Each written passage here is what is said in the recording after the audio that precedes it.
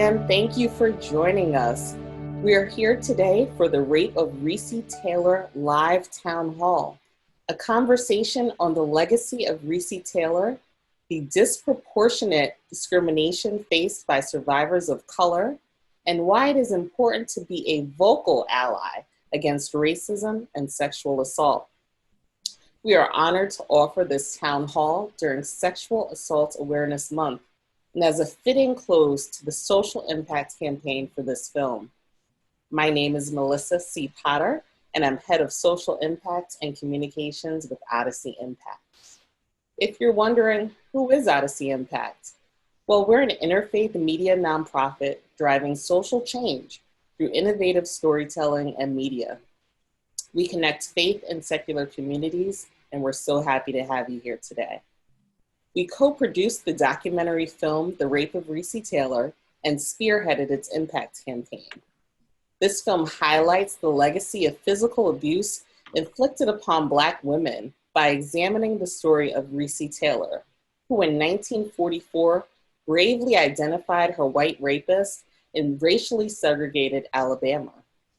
It had its world premiere at the 74th Venice Film Festival, where it won the prestigious Special Prize for Human Rights. And it made its national television debut on Starz in July of 2018.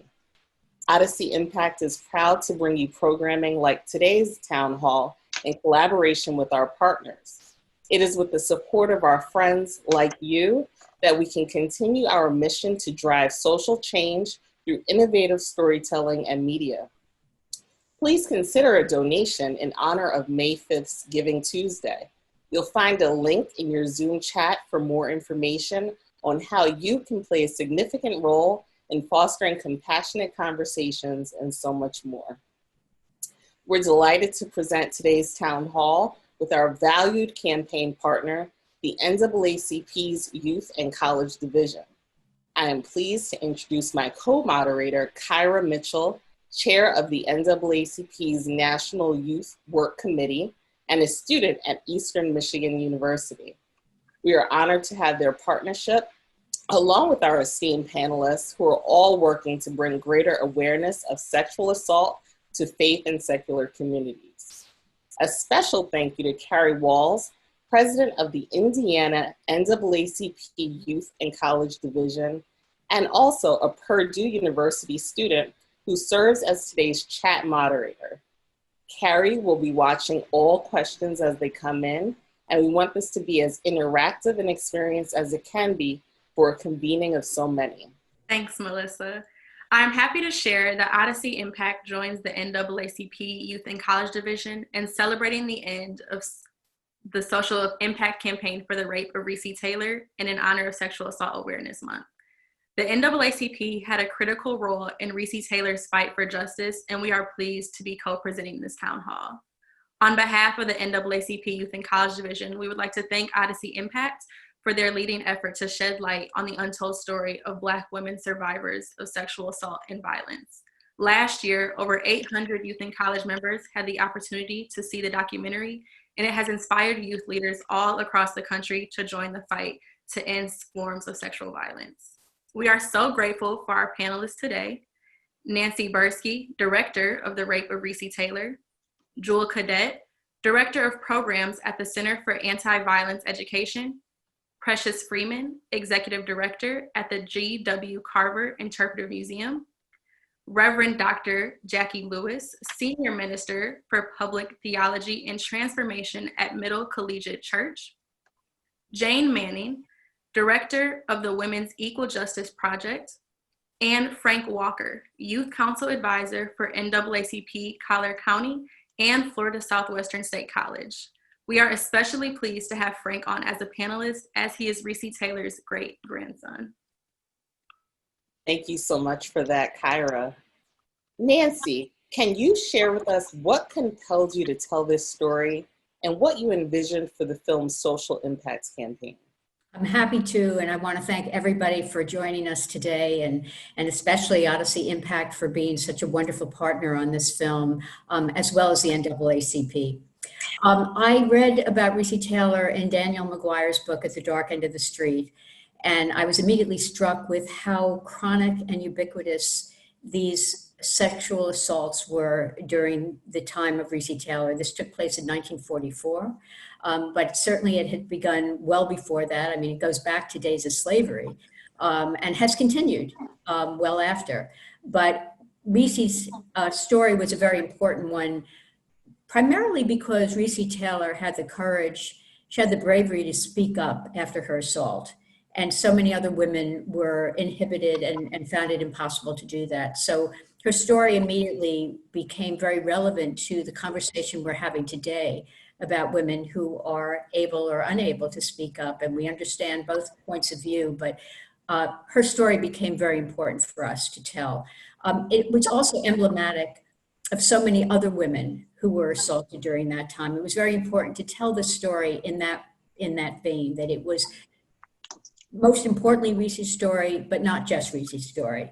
Sure. And I think that the impact campaign that Odyssey has put forward has enabled so many people to share this film and to share Recy's story who might never have seen this film. I mean, this film has been in film festivals and it's shown all over the country.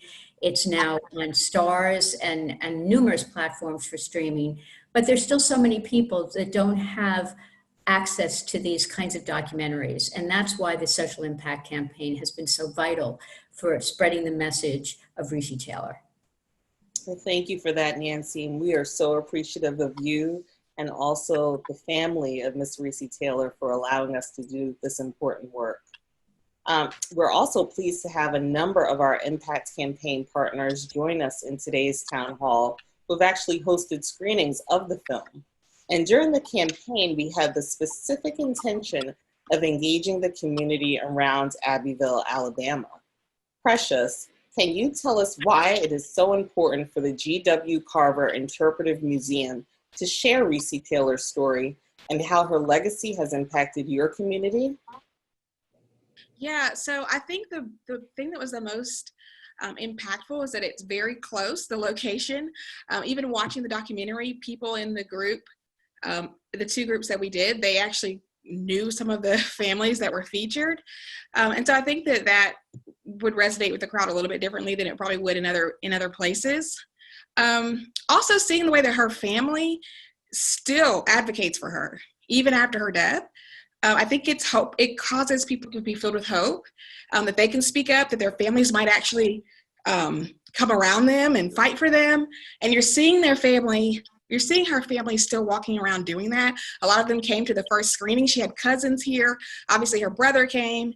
I think that was a bigger part of it. When you're talking about being willing to step out, especially our young Black girls who are experiencing molestation, who are experiencing sexual assault, being so fearful of talking, especially to their families. And I think that was the biggest piece, is seeing her family around here and they're not afraid to continue speaking. So she started this, but decades later, there's a whole other generation of people who are still speaking up about this topic. I think that's a big part of it. Also knowing that we're not forgotten down here in the Deep South, that national platforms are willing to pay attention to things that have happened here and tell our stories, because people are still telling their stories around here. But the feeling sometimes is that there's not going to be justice. There's not going to be a sense of peace and reconciliation about some of the things that have happened. And so I think also showing it here showed, hey, people are seeing what has happened and they're looking out for us. And let's continue to tell our stories. Obviously, historically, what happened to Miss Taylor happened to women around our country during that time, and still. But I think that in the Deep South, it's just a lot of that has been kind of swept under the rug and no one discusses it. So that was it's a lot, but it was really impactful, and I'm just honored that we were able to be a part of it. Thank you. And Nancy, if you could also just speak on your experience filming in Alabama and why it was so important for you to be grounded in that community. Well, first of all, as Precious has said, working with the family was so important. Robert Corbett, Recy Taylor's brother, has made it his life's mission to expose what happened to Recy Taylor and the lack of justice that she received during her lifetime. And so the fact that this film has come out, she knew about it. Unfortunately, she passed away before she could see it, but she did feel vindicated in many ways with this film, and the response it got not only in her community but around the world. Now, her community, there was, of course, a lot of support for her, but there were also some who were not as supportive. There were numerous whites in the community who were, they were still ambivalent, and they felt some tension about the way, not only what happened to Mrs. Taylor, but also how it was received and whether or not she had gotten any justice. We felt it was important to portray that in the movie. There were a couple of characters in the movie who you can feel have some ambivalence and are not willing to necessarily accept Mrs. Taylor's story. So it was very important to us as filmmakers to make it clear that there was still some tension in the community, even though the majority of people in Abbeville and in Alabama fully supported Mrs. Taylor and the justice that she finally received in the public square. Thank you for that. Thank you. So the slogan for the film and the social impact campaign is "She Spoke Up." For younger generations and audiences screening the film, how do you think the next generation has been inspired by Recy Taylor's bravery, and how do lessons from Recy Taylor's legacy transcend into the present day? Reverend Dr. Jackie Lewis, if you want to touch on that. Yeah, I thank you so much for that question. And friends, thank you for inviting us to this panel. I think, say her name, hear her speak. I think these campaigns, I think these stories being told have really strengthened the voices of young women to speak up and tell their stories. I'm holding a story that I want to be careful about how much I say, but a recent college molestation that led to a death. Roommates were not really getting along well. They quote unquote made up. A boyfriend molested the roommate in the bathroom. There was a big to-do, but lots of law problems about it. Somehow the boyfriend ends up back in the house and ends up choking that woman to death. I say that story not to shock us, because these things happen too often to account for. But even the fact that that story is being reported in the news means someone spoke up. So I'm really proud of the way young women are finding their voices.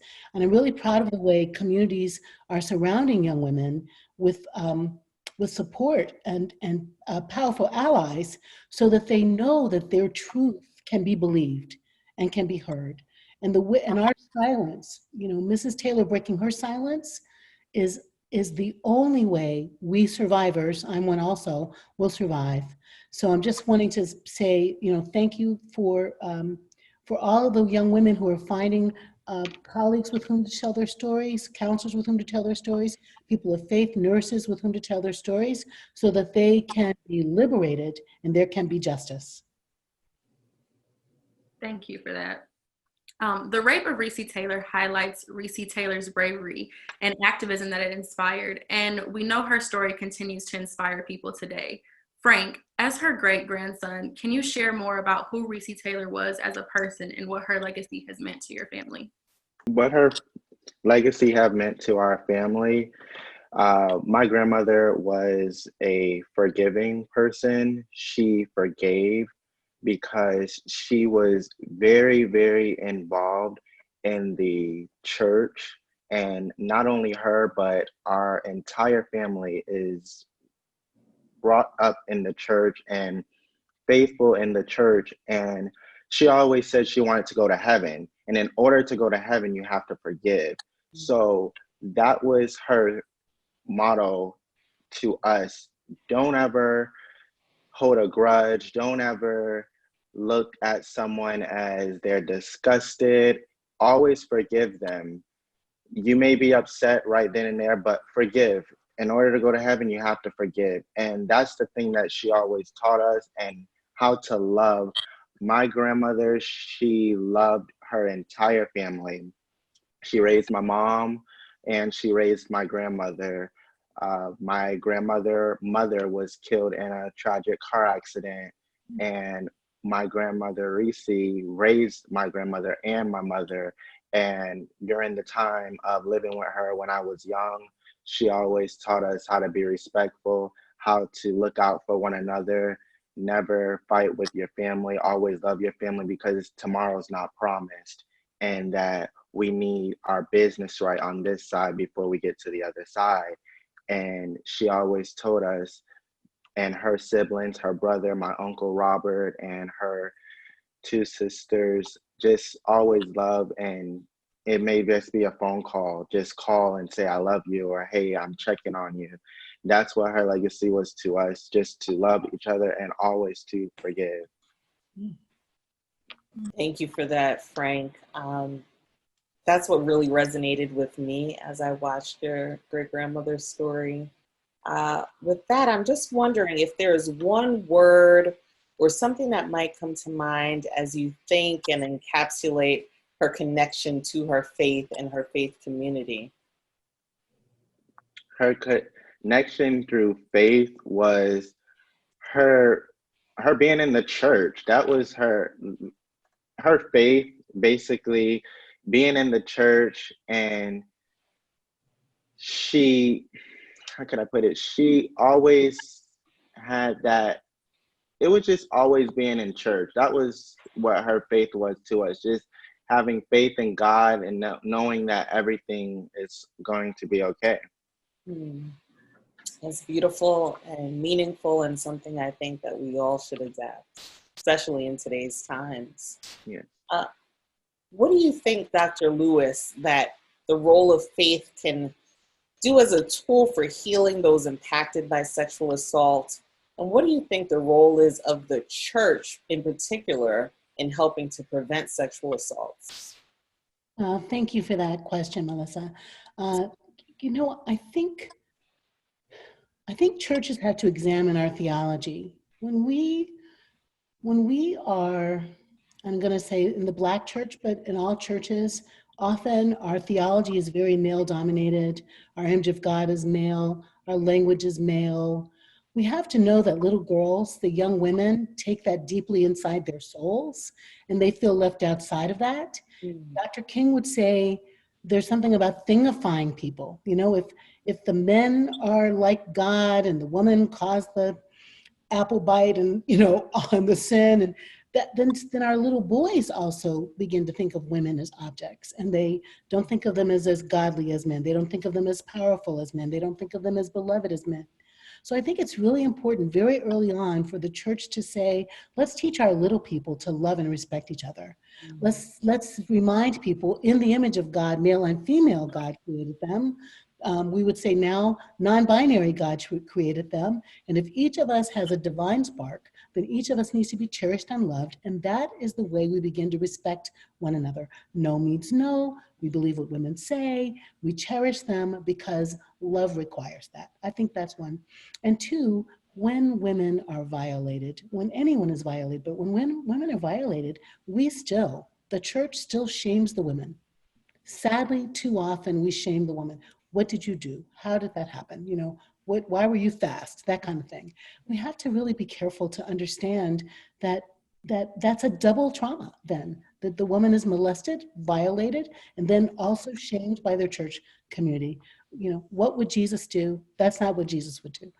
Seeing even women who he would say caught in sin, he was like, if you've not sinned, then throw the first stone. So let us unshame the way we deal with victims of assault. Thank you for that. I'd like to also acknowledge some of the amazing service agencies that we have in our chat and folks that are tuning in from various parts of the country. We have Victim Services and Rape Crisis Center out of Gainesville, Florida. Good afternoon to you. The Ocala Sexual Assault Center in Ocala, Florida. Hey, everyone there. And out of Montgomery, Alabama, the Alabama Coalition Against Rape. And again, if you have any questions, we invite you to please ask of our panelists in our chat feature, and we'll be happy to share throughout the conversation.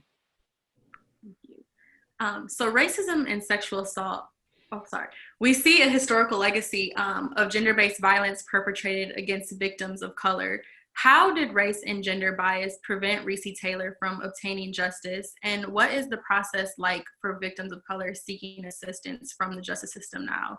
Jane and Joel, if you wanted to touch on that a little bit. Yeah, so I'll touch on that. When you think about race and gender, and just the impact of all of that when you watch the film, and you think about the criminal justice system, laws were not created to protect and benefit Black people when they experience harm, and they definitely were not created to benefit women. So when you think about combining gender and race, you think about how Recy Taylor and women all over, Black women all over who experience crime, assault and violence, sexual violence, relying on a system that wasn't made for them doesn't make sense. So a lot of it, I know like in the film, they refer to her as a whore, as a prostitute and things like that, as a way to discredit her. And so when we think about people who are viewed, right, just because when you come out and speak, they're finding ways to blame you because of your gender, blame you for all these things. So definitely thinking about how the criminal justice system does not support people who come forward, I think is really critical to think about. So, and I'll pass it to Jane as well. Just wanted to just think about how the system just wasn't created to protect Black women. It's so true what you said, Jewel, and it's true also what you said, that it wasn't created to protect any people of color or any women. Looking at the road from then to now, to the present, it strikes me that we've come a long way, but still have a very, very long way to go. And that long way that we have to go has to be understood intersectionally. Because when we think about the injustices perpetrated by the criminal justice system, we can think about that going in two directions. Because historically, the criminal justice system has over-prosecuted and over-incarcerated people of color and marginalized communities for crimes of poverty, crimes of addiction, and at the very same time has under-prosecuted and under-investigated violent and predatory crimes perpetrated against members of marginalized groups, including all people of color and including all women and all survivors of sexual assault. And so those two injustices have to be combated if we want the criminal justice system to earn having the word justice in its name. Rosa Parks understood that, and she understood the idea of working against both forms of injustice simultaneously. It's so interesting to know from Danielle McGuire's book, The Dark End of the Street, that you've mentioned, Nancy. It's so interesting to know that even as Rosa Parks was fighting on Recy Taylor's behalf, she was simultaneously working to raise money for Black men who had been wrongly accused of sexual assault. Today, we see echoes of those twin traditions of justice, right? We see mass incarceration of people in many cases for nonviolent crimes. At the same time, we see the under-prosecution of rape to the extent that it was recently reported that 49 out of 50 rapes in this country don't result in punishment for the perpetrator. That cuts across demographics for all women. So all sexual assault survivors, which are disproportionately women, are facing an uphill battle when they seek justice from the criminal justice system. And if we want to end this cycle, we have to think about that intersectionally. If we want to end racism, we have to combat rape. If we want to end rape, we have to combat racism. What strikes me was so remarkable about Recy Taylor was her sense of her own worth, right? Her sense that she was entitled to an equitable response from the criminal justice system.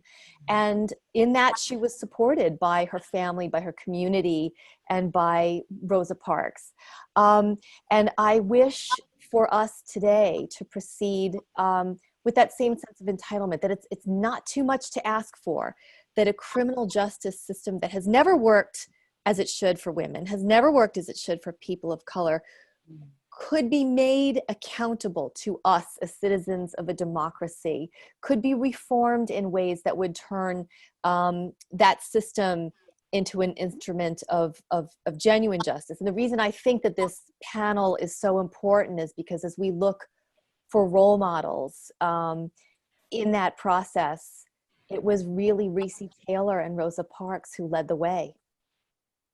So one thing that I want to say as well, thank you, Jane, for a lot of the points that you said there, you shared, and thinking about the criminal justice system and what does justice look like. And I just want to add before we move on to, and thinking of how do we dismantle that justice only equals when someone goes through the system and then the person who was a perpetrator is now incarcerated, right? When we think about, we talked about just in terms of slavery and how women, Black women specifically, were treated during this time, and recognizing that the criminal justice system and thinking about punishment and the prison system are linked as well, right? So that justice for some people is not about going through a process of which the quote unquote victim is now, you know, called all these names and shamed, and then the solution or justice being that the person who's a perpetrator is now incarcerated.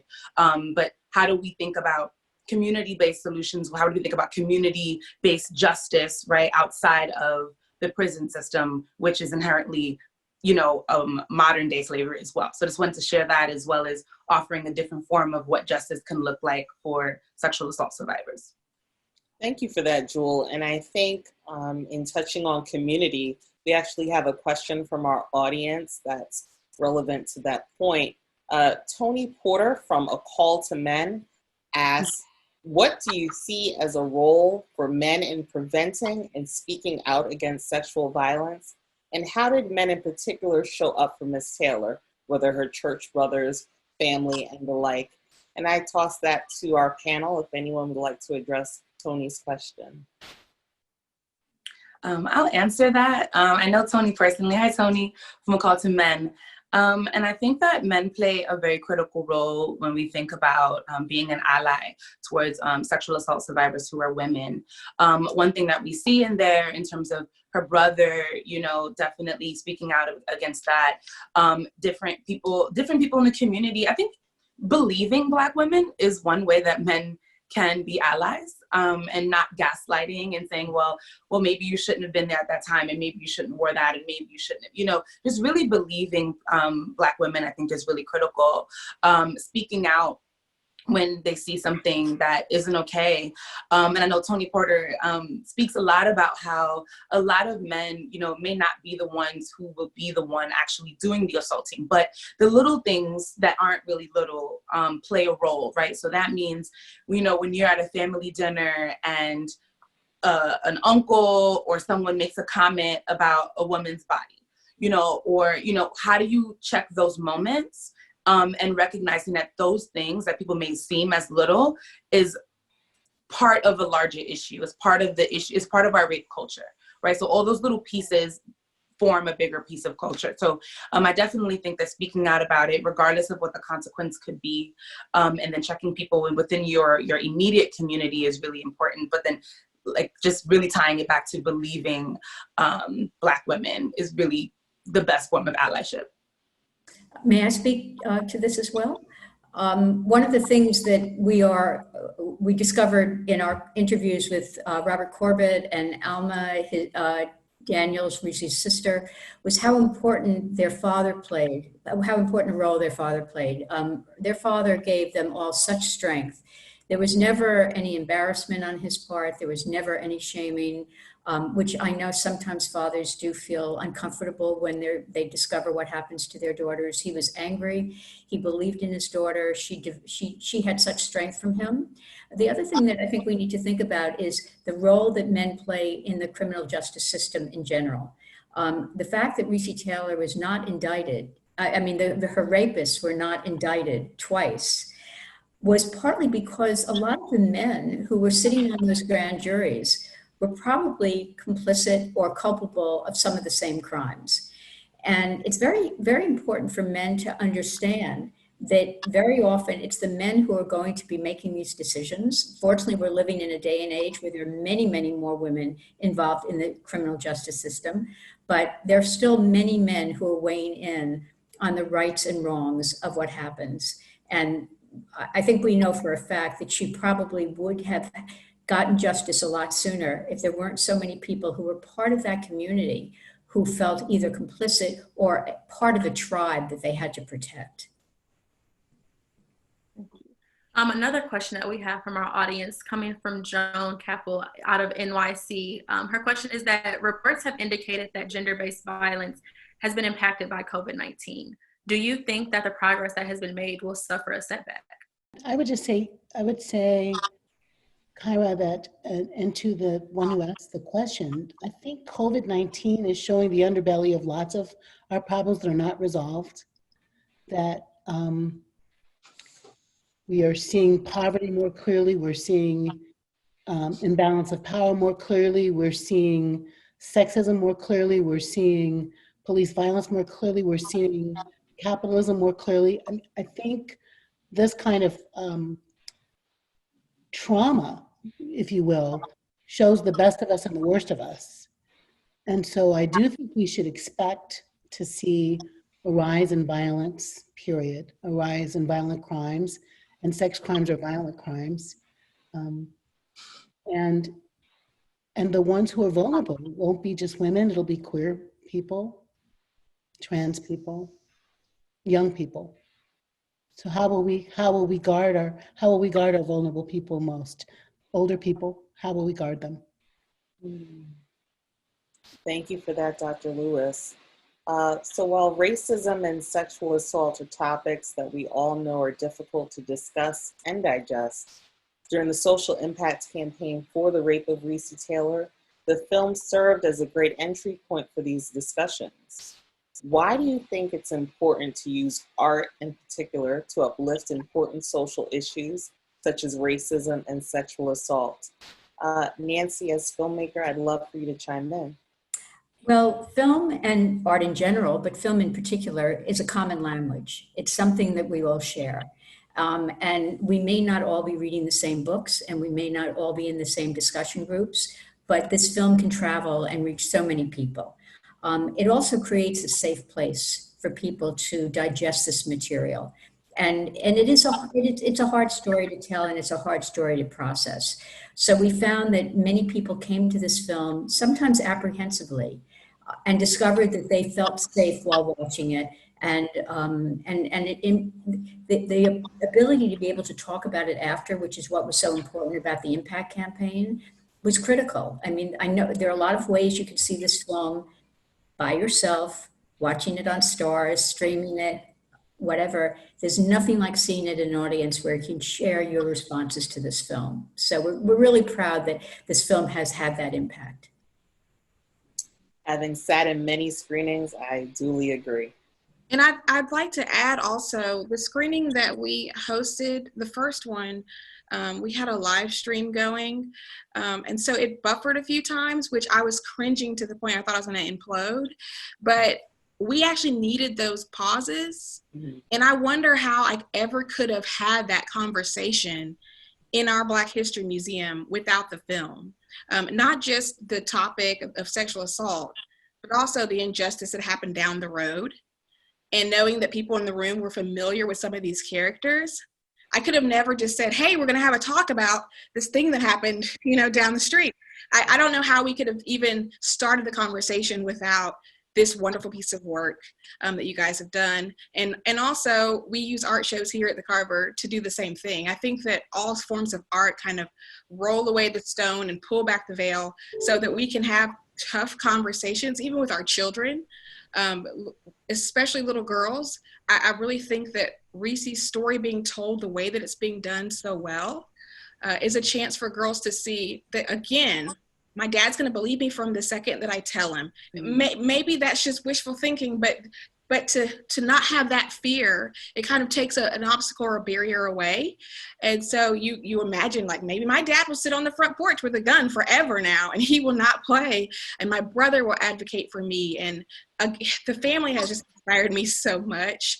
But anyway, I just wanted to add that in our space, it is hard to have these conversations and it be palatable, because we want to make sure that we can get a diverse group of people, raise perspective into the space talking, and the work that people are doing around these topics really makes it a lot easier. So Thank you for that. Thank you. As a college student, we've seen that the social impact campaign was very well received on different college campuses across the country. Reverend Dr. Jackie Lewis and Jewel, if you guys want to touch a little bit on why do you think the film has resonated among the college audience? You know, when you think about attending college, there's this fresh-faced, youthful energy, right, that comes along with starting a new school, being able to dive into your career. And I think often about the documentary that was created called The Hunting Ground, which really speaks about the college experience, sexual assault specifically, and literally people talking about within the first 2 weeks of arriving on campus that they were assaulted. And what does it look like to report it to an institution that protects the institution and not the actual students that attend? So it is about protecting the fraternities. It is about protecting the athletes, because these are the parts of the school that brings funding, large amounts of funding. And so going to an institution, experiencing this heinous act, and then going to people in the school who are supposed to support you and believe you and help you reach some form of justice, they are gaslighting you, they are victim blaming you, they are shaming you, they are saying, well, maybe you shouldn't have went to that party. Were you drinking at that party? You're not 21. A lot of layers to that, right? And so there's this protection of the institution, and is this property over people. And you think about this happening and in the microcosm of the world, and then how colleges really reflect that. It really reflects rape culture in the ways of consent. And I think about the various ways that we are, like, people are going into college and not having the conversation around consent, and how it's deeper than no means no, that it means yes, and it's enthusiastic yes, and it's I can change my mind yes, and it can mean I'm intoxicated, but it's still that doesn't give consent, and silence doesn't give consent. Those nuanced conversations aren't really taught beforehand. You know, now we're seeing that a little bit more, but oftentimes when I think about the people who request workshops for the Center for Anti-Violence Education around self-defense, oftentimes it's student groups who are saying this is happening rampant on my campus, at my university or college, and officials aren't helping us. So can you help us protect ourselves? So to me, when I think about how this film really speaks to what's happening on campus, and how it's important for not only women to watch the film, but for men to watch the film, and people across genders to watch the film, because it is something that impacts all college students. And if you think about the amount of money that people have to pay oftentimes to attend these institutions, the very least that institutions could do is to listen and to actually do due process outside of criminalizing in those ways, but just believing people when they come forward, supporting them when they come forward, providing them classes, providing self-defense classes, and things like that. So I definitely feel like talking about consent just isn't happening enough, and just with the institutions is protecting athletes and fraternities and things like that over people plays a huge role as to why this film would be something of interest for sure. Well, Jewel has just sung my song. Everything you're saying, Jewel, is so right on. I want to maybe add just a developmental piece. I mean, I think it's so important what Jewel is saying about why we know what happens on campuses. I love the way she's describing that, and how important this is. But also, like, college students are in an extended adolescence in a way. They are developmentally scanning. They've left home. They're scanning for new ways to be. What's my value set? What's my, how am I going to move in the world? So to have a film like this to be kind of a part of freshman orientation, so when students, when they are wide-eyed and bushy-tailed and trying to craft their own new identity, to be able to have this kind of artistic experience, sometimes stories. I wrote in the chat, when you say to a bunch of boys, let's say on campus, you guys gotta whatever, there's a lot of defensiveness. But sometimes art, a film can create a way to stand outside a story, but also then to step into a story. And I think just the time travel, back to Mrs. Taylor, can allow students to engage us in a way that doesn't feel defensive, but also is instructive. So developmentally, they're trying to shape who they are, and they need these kinds of artistic engagements so they can internalize feminism, I want to say, boys, and womanism, boys and girls' power to take care of themselves. Thank you. You guys both made some really, really good points with that. Julia touched on it a little bit, but we know that colleges and universities have been targets for advocates seeking to change the administrative review systems for sexual assault. Jane, could you speak a little bit to how the system works and why advocates are seeking changes?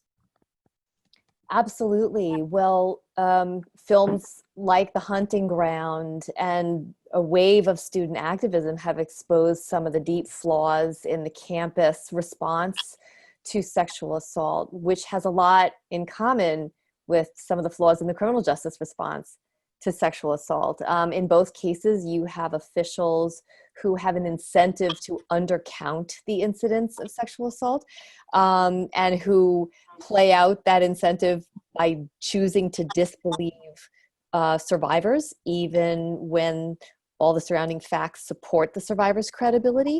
You often have decisions being made by inexperienced and poorly trained officials, with the end result that in far too many cases, serial predators are enabled and are left at liberty to target additional victims and inflict additional harm.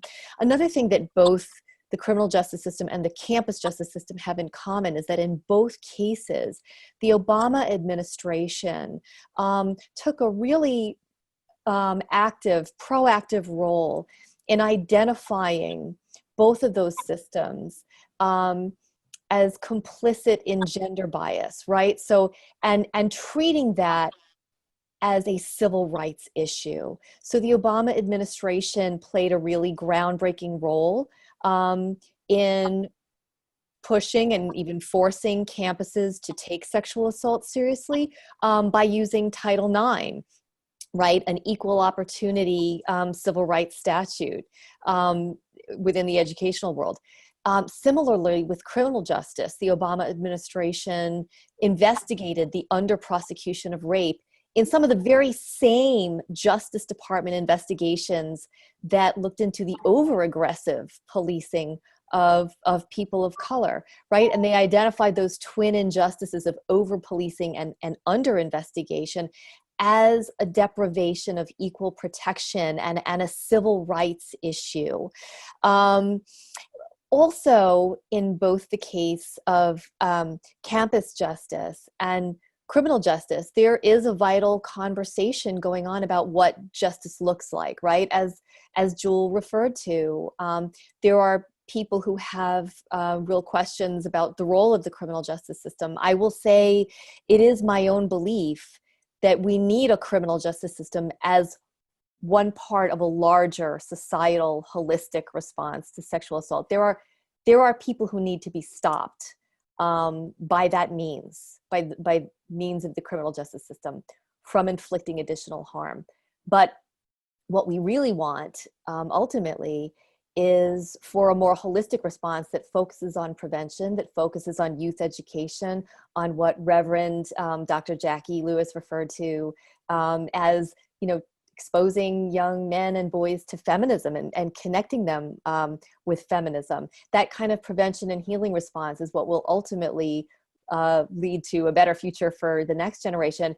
And in that effort, both on campus and in society at large, it is survivors, as well as the younger generation, who are leading the way. Absolutely. I'd love to just illuminate a two-part question from two of our audience members. Cleaver Cruz and Luz Torres are both asking, where does queerness fit into this conversation? We know that rape has been framed to look in a particular way. So what can be done to further complicate who is impacted, and what can we do in terms of support and justice? And then also, will this movement transcend into awareness for men who are also sexually assaulted and discriminatorily violated? Any one of our panelists? Yeah, I would like to talk on that. As a queer person, when I think about sexual assault, I definitely think about it impacting multiple genders. Definitely, I think in the context of this conversation, we were talking about women and Recy Taylor, but I definitely think that that's important. Even going back to the hunting ground a little bit, they even touched on how queerness and specifically femphobia and things like that rooted across the gender and sexual orientation spectrum is impacted by different people. So one way I think to really broaden that is to use terms like that. And so when we have a panel talking about sexual assault in women, thinking about sexual assault across gender and sexual orientation spectrums, I think it's critical. I think that when we talk about rape culture, that also impacts how queer people are impacted by it as well, right? Regardless of their gender, sexual orientation. So a lot of the things I think translate. I think one thing to be mindful of is to always bring that into the conversation. So thank you for those questions. But that's what I would offer to that, is that for me, I'm always thinking about queerness. As a queer person, I'm also thinking about that even in terms of the work that I do at CAE, which also thinks about marginalized people and always centering gender nonconforming, transgender, non-binary people in the conversation of sexual assault, because it is definitely not something that only happens to women. It's not only something that only happens to cisgender women. The conversation about it happening to trans women is something that isn't talked about enough as well. And so just wanted to just offer that and also thank those people for asking those questions. Can I just really quickly say, I think that back to the faith community issue about the way the faith community responds to the LGBTQIA communities still, the way we are still too homophobic for words, the way we are still transphobic.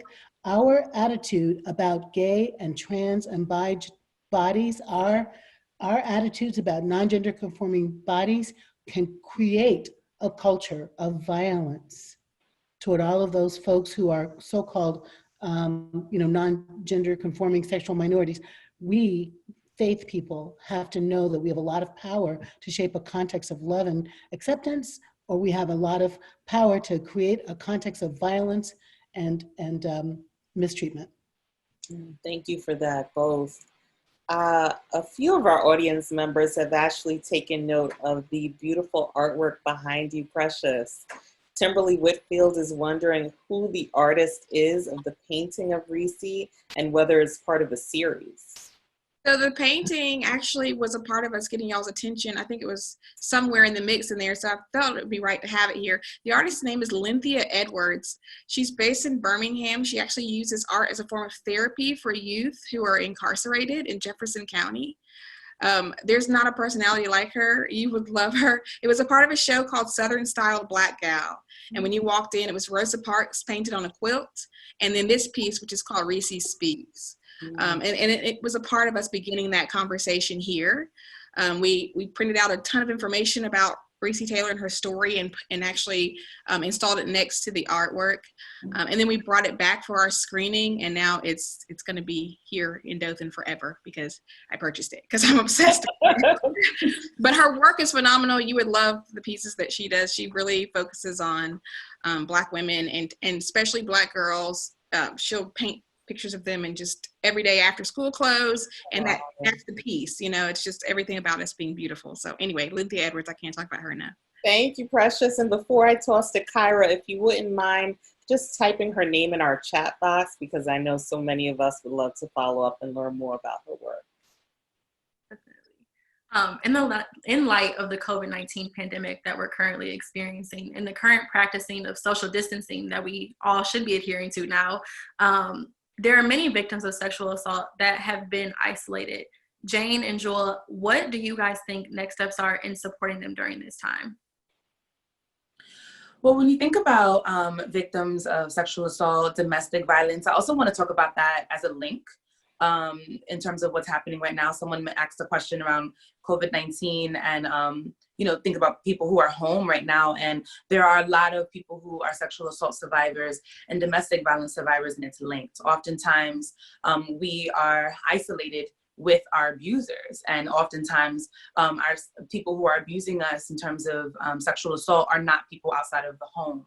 So when you think about isolation and you think about social distancing, what does that look like if your abuser is in your household, whether they are your family member, whether they are your partner, and they are causing forms of sexual harm, physical harms, physiological harm, and things like that. So I wanted to honor that and also just send any love to anyone who themselves or someone who they know who are experiencing that right now, because my heart really, I've been thinking a lot about that also as a survivor of both.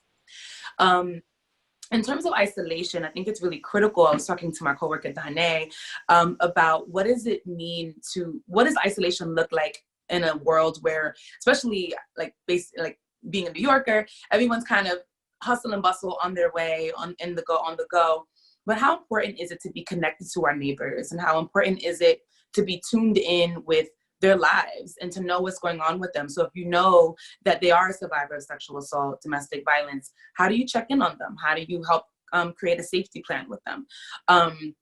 Have signals, right? Where maybe if they're experiencing harm and they're in their home, maybe they have something they can put in the window, and then you can ring the doorbell and like stand by the gate, right? And I think that there's something to be said around building community, and there's something to be said around the question that implies that people are isolated in general. And I think that even though we are physically isolated, and even though they're 6 feet apart, and there's laws in place that make sure that those things are happening and people are fined if they don't adhere to those laws. But how do we make sure that no one feels isolated? How are we connecting through FaceTime and using, social media or just any type of digital platform to remain connected to people who need it the most? So that's one thing that I'll say. And lastly, when I think about, I know we'll get to call to action later, but I think it seeps into this, is that a lot of survivors who are isolated with their abusers are isolated and are not able to go to a shelter and things like that because they're afraid of COVID-19 impacting them in the shelter system. So then what do we as society do to advocate for housing, so that when people who are experiencing domestic violence, sexual violence in their homes, what does that look like for them to have the support so that they can leave their homes outside of a shelter, but leave their home safely for themselves and for children or other people in the home who they may want to escape with. So just wanted to just highlight that as well as we think about social distancing and isolation. Thank you, Jewel. Definitely, thank you. Jane, did you want to touch on it a little bit? I think that Jewel's advice to be extra mindful, right? That in a time of sheltering in place, there may be people who are confined with their abuser. And Jewel's advice to be extra vigilant, to check in with someone who you may be concerned about, to really be listening for clues that something might be wrong. And if you have the opportunity to speak to someone who you believe may be in need of help, some of the best domestic violence organizations, here in New York City, that includes certainly Safe Horizon, it includes Sanctuary for Families, have been hard at work developing some really resourceful ways to allow survivors to connect with them. Their websites are good resources. They have set up systems to be able to contact them via text message. And I'll also just give out a hotline here for Safe Horizons helpline in case you want to be able to share a resource with someone. And that hotline is 866-689-HELP. So 866-689-HELP. That's a resource you can share with someone who you may be concerned about. Thank you, Jane. And I also ask our chat moderators to put that phone number, that very important phone number, in our chat, and we'll be sure to share, as Safe Horizon is a great friend to Odyssey Impact. They have lifted today's conversation across their social media, and we know that our missions are closely tied. As a last question for everyone on our panel, I'd love to ask what calls to action you'd like to illuminate and can share and lead us off into doing great work and illuminating Miss Taylor's story. starting with you, Nancy, please. Well, we're so grateful to Odyssey Impact for everything you've done, and I'm kind of sad to see your official campaign be over. But more than anything, we want people to continue to share the film, to watch the film, to share it with Odyssey Impact and with us. They can find how to stream the film on The Rape of Recy Taylor, our Facebook page. We'll also have DVDs available once this pandemic is over. And we hope that, most importantly, this conversation will continue. This film is rooted in history, and therefore it doesn't have a shelf life.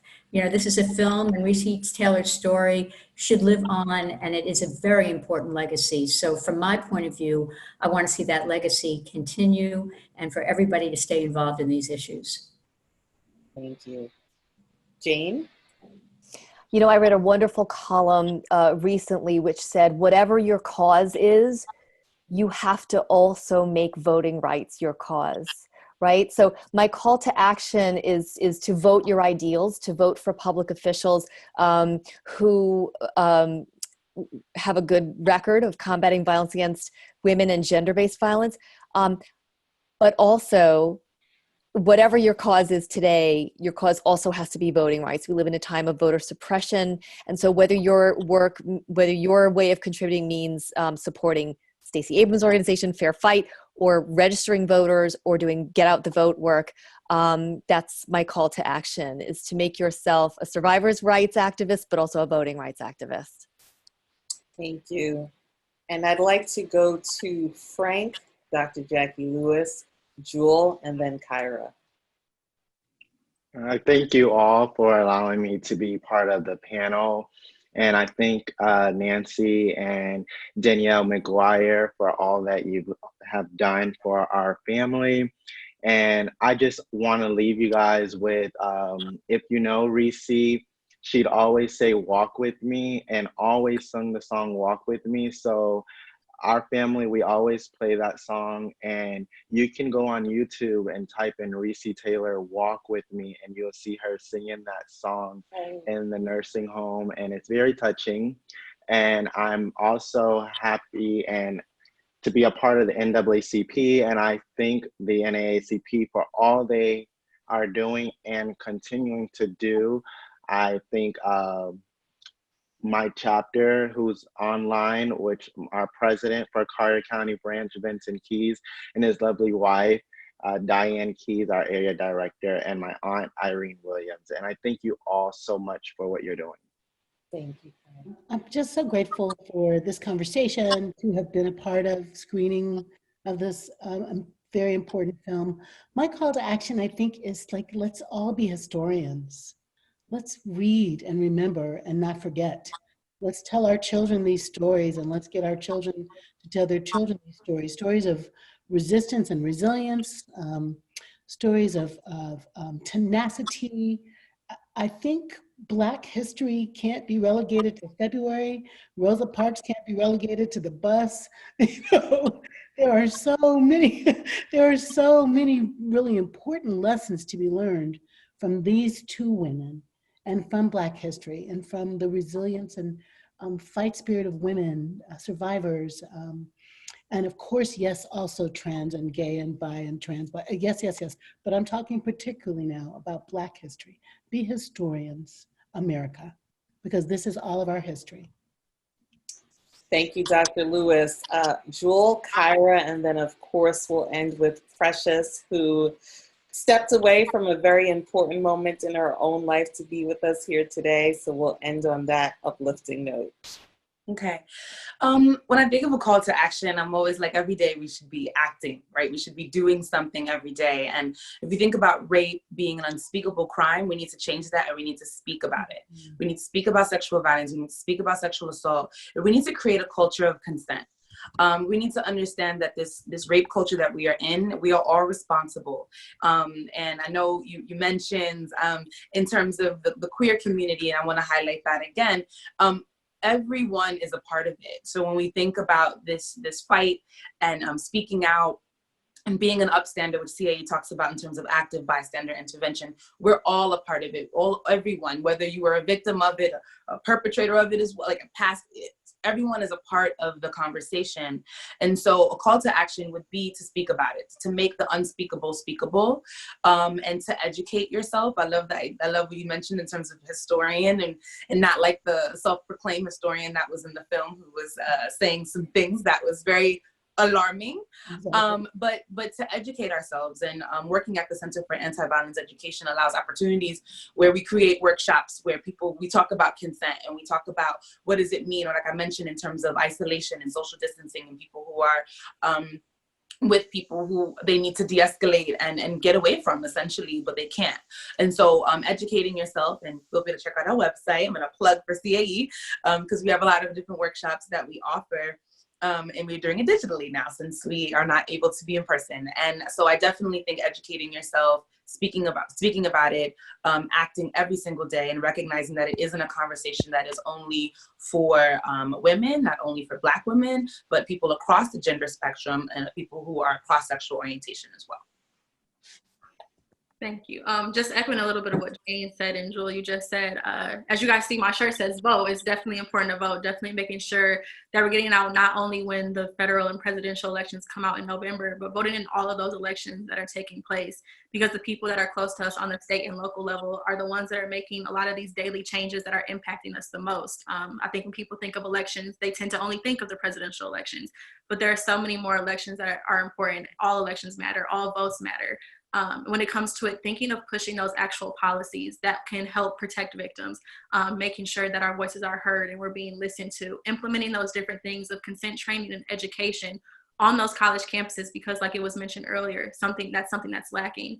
It's one thing to make that internal change within our own community and push for it. And it's another thing to advocate for policy and make sure that we have that long lasting change in the end.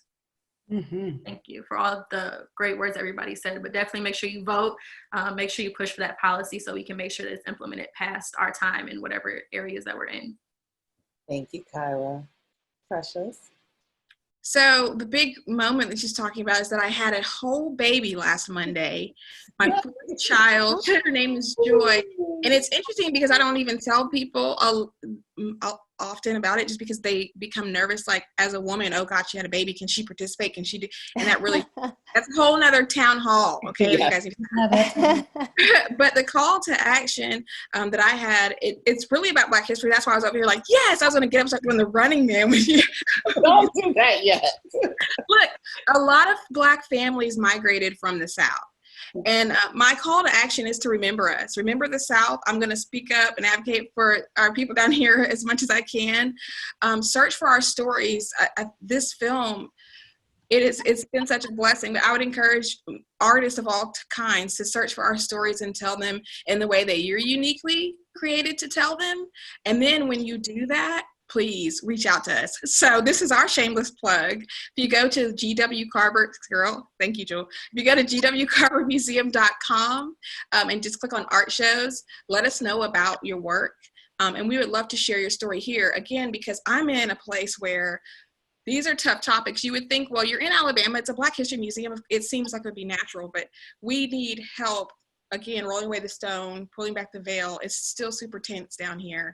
And it helps when we have artists like Lynthia or Charlie Palmer, who they put this strong stuff on the wall and you can't help but talk about it when you walk in and see it. So please continue to tell your stories and then let us know so we can share your story as well. We absolutely will. Thank you all for those calls to action. We'll make sure that they're shared with our audience members by email, along with a recording of today's town hall.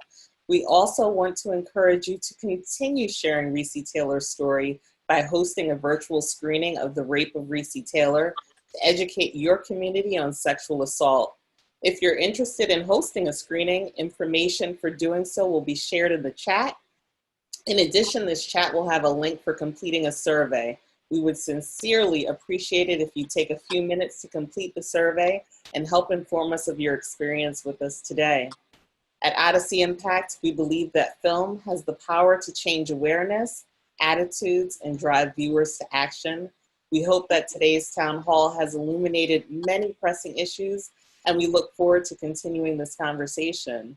On behalf of myself, KYRA, Odyssey Impact, and the NAACP's Youth and College Division, thank you for joining us here today.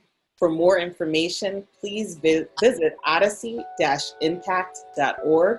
And thank you to all of our panelists and our amazing audience.